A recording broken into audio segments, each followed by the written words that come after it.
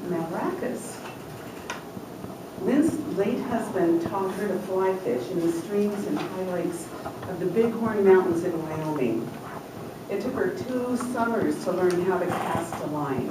She asked him to grade her casts, A, B, C, D, or F.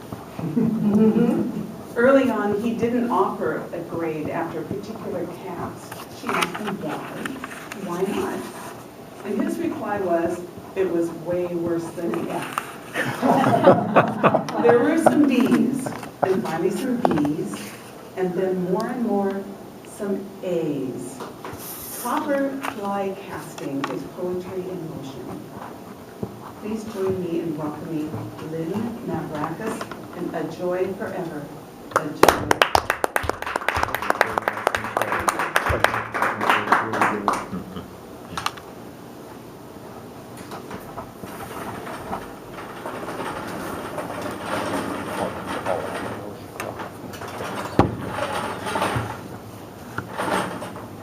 Does that look like it's going to work?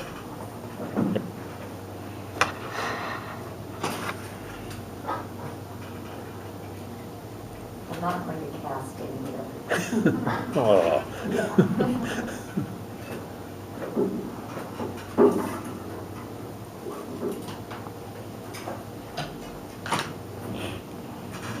Madam Toastmaster, honored guests, I hope you come back. Fellow Toastmasters, a thing of beauty is a joy forever. It will grow only more lovely, and it will never fade into nothingness. I want you to stick with me for a minute here and imagine something physical, probably athletic, that you consider absolutely beautiful if it's executed correctly. It might be a dive. It might be something you observe, such as ice skating. It might be something you do, such as pass a football or intercept a pass. It might be skiing. It might be swimming. It might be boating. We all have something probably that we either enjoy watching, done well, or that we do well ourselves. This thing of beauty that is a joy forever. Fly casting is a challenge. It's not something mastered incredibly quickly. It took me 2 summers with a very strict teacher before I got that was good kind of thing. But you keep trying. And once you get the feel of it, it will never leave you. It is highly kinesthetic. It's the feel of it. And when you've done a good cast, you know it. It just goes out like that. I have some rather crude sketches that I want to show to you and explain that it's all very simple as far as equipment. You have a line and a reel which holds the line, and you have a rod which is your delivery system, and then there's a fly at the end of the leader, not on this one, and then you are the instigator of the action. And what you do, you pick a spot to fish, and you start casting. You probably pull out some line, much more than this because you're going to go back and forth here getting it to play out. I didn't put the end on it, so I'm working. This is an 8-foot rod that Sam built for me in 1990. And it's in 4 pieces because it's my packing rod when I went backpacking. And I kind of like it because it's small and works well. But step 1 is to start what we call false casting. So imagine that I've got 4 more feet on this one, and I'm going back like this, but I'm not letting it touch down. I'm just false casting. One thing, too, you don't want to bend your wrist. You don't want to get floppy about this. Think of your wrist as just being welded to your forearm. It's a unit. It's a unit. And when you get enough back casts out, step 1 here is just working on getting this back. This is a little bit wrong. We'll ignore that for right now. Step 2 is really letting that line go behind you. And the technique is to raise your forearm and then bring your elbow up by your ear. It's a pretty fast motion, but it's supposed to be graceful. Up like that. And then the line will play out behind you. You want to stop about right here. If you drop your line, or if you drop the rod, rather, what will happen is that that line will flop into the water behind you. This is called loading the line. You cast, and then you have that back one. You stop about right there. And the line plays out in a beautiful sort of way. Now, before you cast it forward, make sure you're squared on with the point where you want that fly to land, right in front of that fish that you know is right there. You've read the waters and you know where they lie. And it's going to land right in front of him, and that big thing is just going to be able to not be able to resist that beautiful cast in that fly.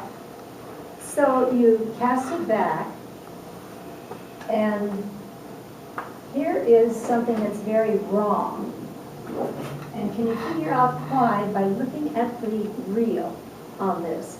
And here's what it looks like. What's wrong with it is that that fly, or that line with the fly on it, is going to drop into the water, because that's how you're holding it. You want to stop about here. If you go like this, forget it. You've scared every fish out of the territory. And they don't come back. So that is wrong. Then, when you have the fly back, that wonderful play out of the line, you can start your forward pull. Make sure you're squared off to the point where you want the fly to land. Step forward and go like that. Start pulling it through. Your arm leads. Your arm leads. And you stop at about 10 o'clock. Yeah, got it. Now, I have to step forward. I don't have much strength or much weight, and so I have to do like that. I have to use my body. I've seen men do this beautifully. Sam could. I can't. I have to like that. I make all sorts of noises. Come on, baby, out there. And if you do it right, that line will unfold from behind. You let it go down, stop about 10 o'clock.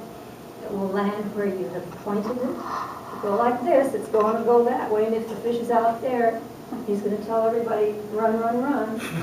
And they will, as I said. When you feel the tug on the line, you want to pull up quickly and gently, kind of, on the rod to set the hook. If you jerk it, you will pull it out of his mouth every time, even though you think it's going to stay there. It won't. It will come out of his mouth, and he will be out of that pond, or out of that pool area, out of that whatever, going up and down the stream or the lake, whatever, telling his friends, beware, beware. So you set the thing up, you pull it gently back, and you bring that fish in, and you might decide you want to take the hook out of its mouth and toss it back in. I saw Sam do something once that I'll never forget. He always crimped the barbs, and when he was taking the fish off once, one of the first times we ever went fishing, he kissed it on the snout. And I said, "What did you do that for?" And he said, "Well, because he let me catch him." And I thought, how unique. How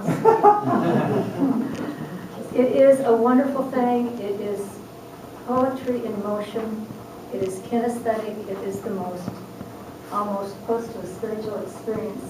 And I encourage you to take it up if you have never tried it. It is a thing of beauty and a treasure.